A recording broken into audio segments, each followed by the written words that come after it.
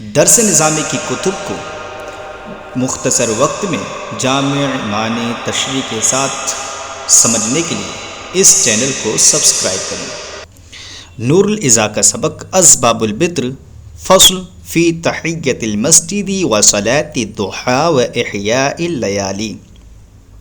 یہ فصل ہے تحیۃ المسجد اور نماز چاشت اور رات میں یا شب بیداری کرنے کے حوالے سے۔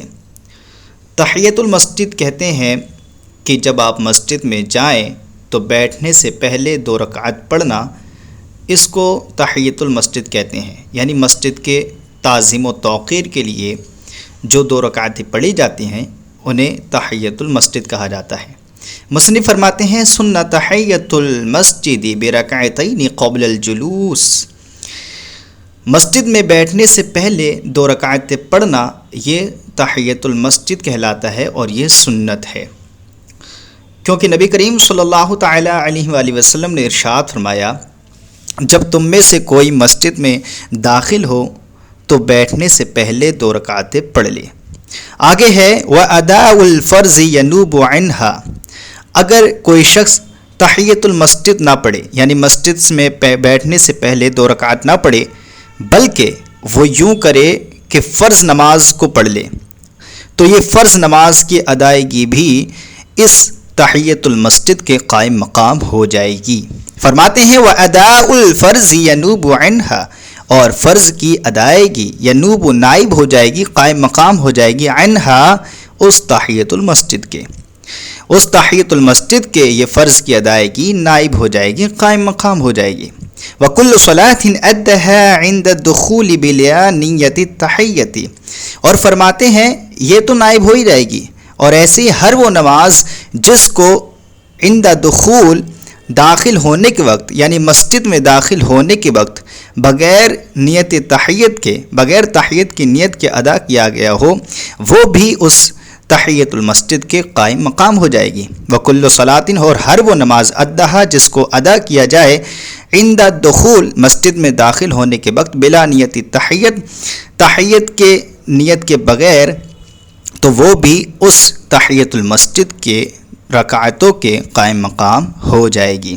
کیونکہ اس کا مطلب یہ ہے، کیونکہ یہ تحیۃ المسجد کا مطلب ہوتا ہے مسجد کی تعظیم و توقیر کے لیے نماز پڑھنا، اور وہ اس سے یعنی اس نماز سے بھی تحیۃ المسجد یعنی مسجد کی تعظیم و توقیر حاصل ہو گئی ہے۔ آگے فرماتے ہیں وَنُدِبَ رَكَعَتَانِ بَعْدَ الْوُضُوءِ قَبْلَ جَفَافِهِ۔ یہاں سے مصنف رحمۃ اللہ تعالی علیہ فرماتے ہیں اور مستحب ہے کہ 2 رکعت پڑھے وضو کے بعد قبل جفافہ، اعضاء کے خشک ہونے سے پہلے پہلے۔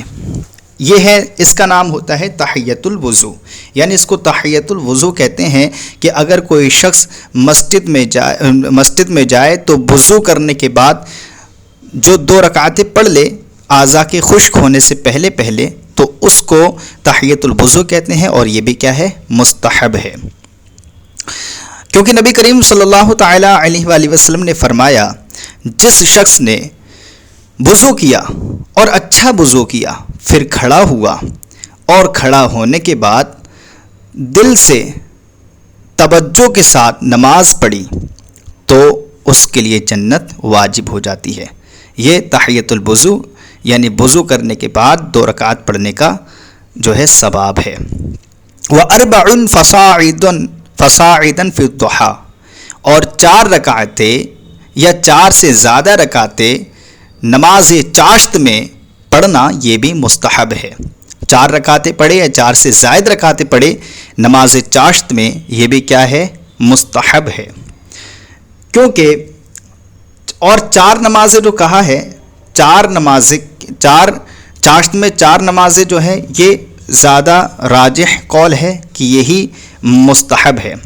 جیسا کہ عائشہ رضی اللہ تعالی عنہا سے روایت ہے کہ حضور علیہ الصلوۃ والسلام چاشت کی نماز 4 رکعت پڑھتے، اور اگر چاہتے تو 4 پر کبھی کبھار زیادہ کرتے، تو اس سے پتہ چلا 4 بھی پڑھ سکتا ہے، اور یہ زیادہ راجح قول ہے، اور 4 سے زیادہ بھی پڑھ سکتا ہے۔ فی الضحیٰ، چاشت کے وقت میں، تو چاشت کا وقت کب شروع ہوتا ہے؟ چاشت کا وقت سورج کے بلند ہونے کے وقت سے لے کر زوال سے تھوڑے پہلے تک یہ ٹائم رہتا ہے، یہ وقت رہتا ہے۔ اس کے بعد ہے صلاۃ اللیل۔ صلاۃ اللیل یہ بھی مستحب ہے، اور یہ یعنی رات کی نماز، رات کے نوافل یہ بھی مستحب ہے، اور یہ عشاء کی نماز کے بعد پڑھے جاتے ہیں۔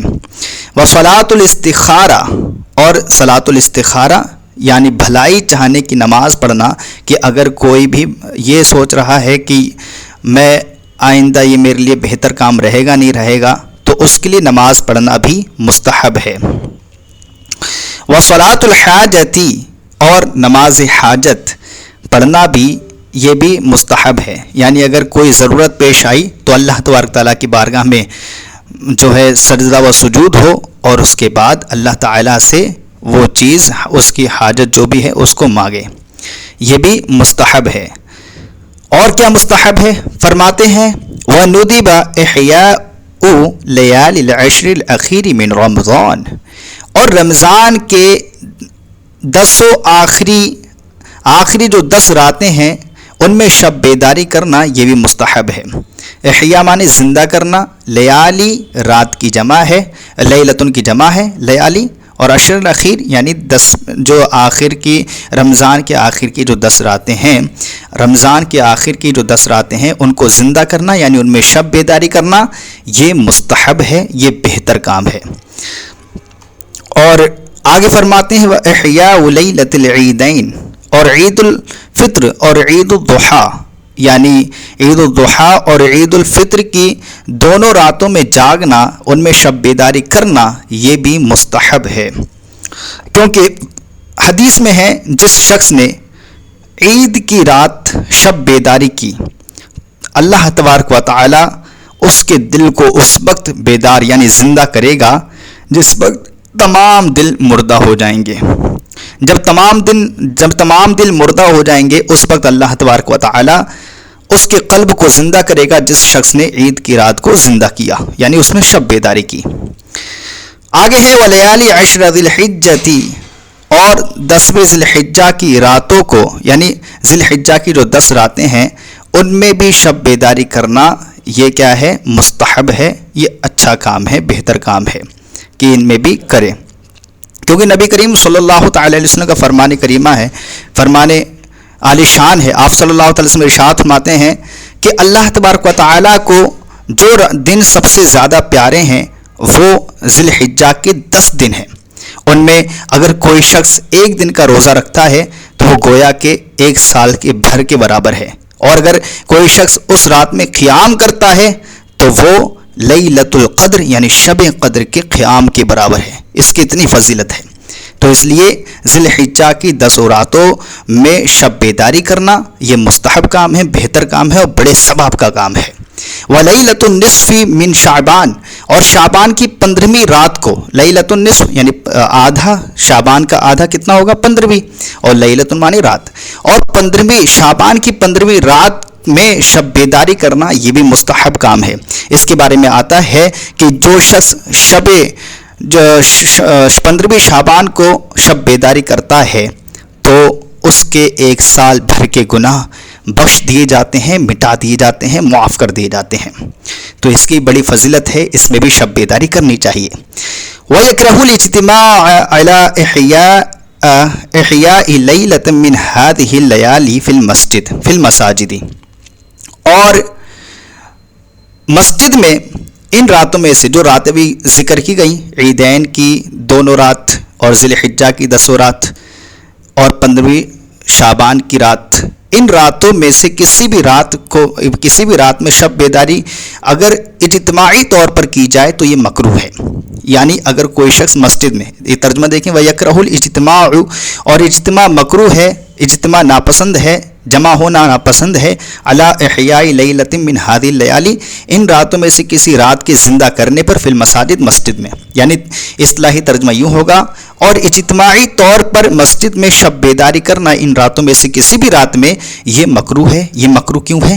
یہ مکروہ اس لیے ہے کیونکہ وہاں پر لوگ جو ہیں جمع ہو کر کے شور و گل کریں گے، اور جو ہے یہ ناپسند کام ہے۔ اور دوسری بات یہ ہے کہ نبی کریم صلی اللہ علیہ وسلم نے ایسا نہیں کیا، اور نہ ہی صحابہ اکرام نے ایسا کیا، جس کی بنا پر علماء اکرام نے اس کو مکروہ قرار دیا ہے کہ جب نبی کریم صلی اللہ علیہ وسلم نے نہیں کیا، صحابہ اکرام نے بھی نہیں کیا، تو ایسا کرنا مکروہ ہے۔ امید کرتے ہیں کہ آپ کو یہ سبق سمجھ میں آیا ہوگا۔ اسی طریقے کی مختصر وقت میں جامع معنی تشریح کے ساتھ درس نظامی کی کتب کو سمجھنے کے لیے اس چینل کو سبسکرائب کریں۔ السلام علیکم ورحمۃ اللہ۔